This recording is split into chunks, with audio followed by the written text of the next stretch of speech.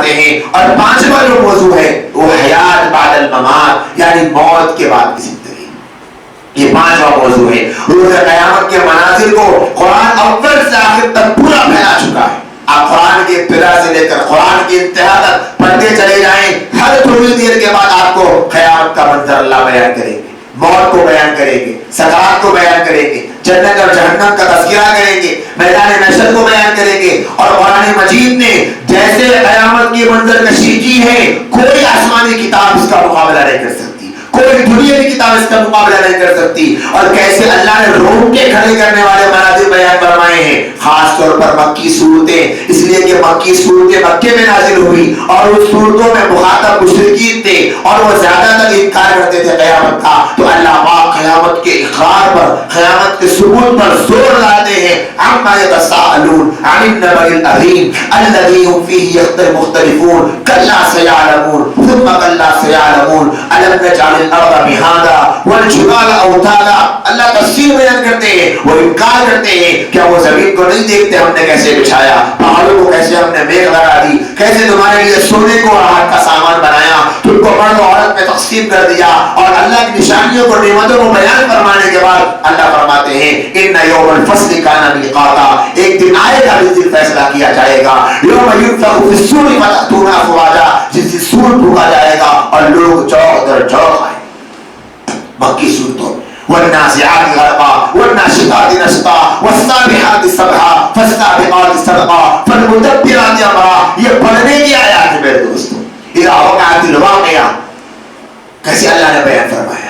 نبی علیہ السلام سے حضرت ابو ہریرہ رضی اللہ عنہ نے پوچھا, اے اللہ کے نبی کیا بات ہے, میں دیکھتا ہوں کہ آپ کے چہرے مبارک میں, داڑھی مبارک میں سفیدی کے بال, سفید بال نظر آتے ہیں, اتنی جلدی آپ پر سفیدی کیوں طاری ہو گئی؟ تو فرمایا سورہ ہود نے مجھے بولا کر دیا. سورہ ہود میں کیا ہے؟ قیامت کے مناظر پائے جاتے ہیں. میرے دوستوں ایسی ہولناکی کے ساتھ اللہ نے مرنے کے بعد کا تذکرہ فرمایا. اگر اس کو مانتی ہے, جو انسان قرآن پڑھے گا, مرنے کے بعد کی زندگی کے مضامین کو سنے گا, قیامت کے قیام کو سنے گا, سور کے پھونکے جانے کو سنے گا, اس کا دل دہل جائے گا, اس کے رونگٹے کھڑے ہو جائیں گے, اس کو یقین آ جائے گا کہ مجھے ایک دن مرنا ہے اور مر کے جانا ہے.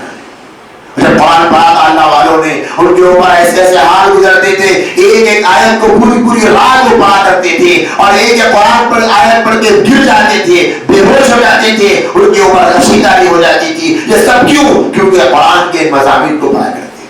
امام اعظم ابو حنیفہ رحمۃ اللہ علیہ بھی انہی شخصیتوں میں سے ایک ہے جنہوں جو رات بھر وَامْتَازُوا الْيَوْمَ أَيُّهَا الْمُجْرِمُونَ, سورہ یاسین کی آیت کریمہ ہے. اللہ جب فرمائیں گے اے مجرموں الگ ہو جاؤ, الگ ہو جاؤ, فرما برداروں سے نافرمان الگ ہو جاؤ, اس آیت کو پڑھتے جاتے, روتے جاتے, پوری رات گزر جاتی اور امام اعظم ابو حنیفہ اسی آیت کو پڑھتے پڑھتے روتے رہے. کیوں؟ انہیں احساس ہو گیا.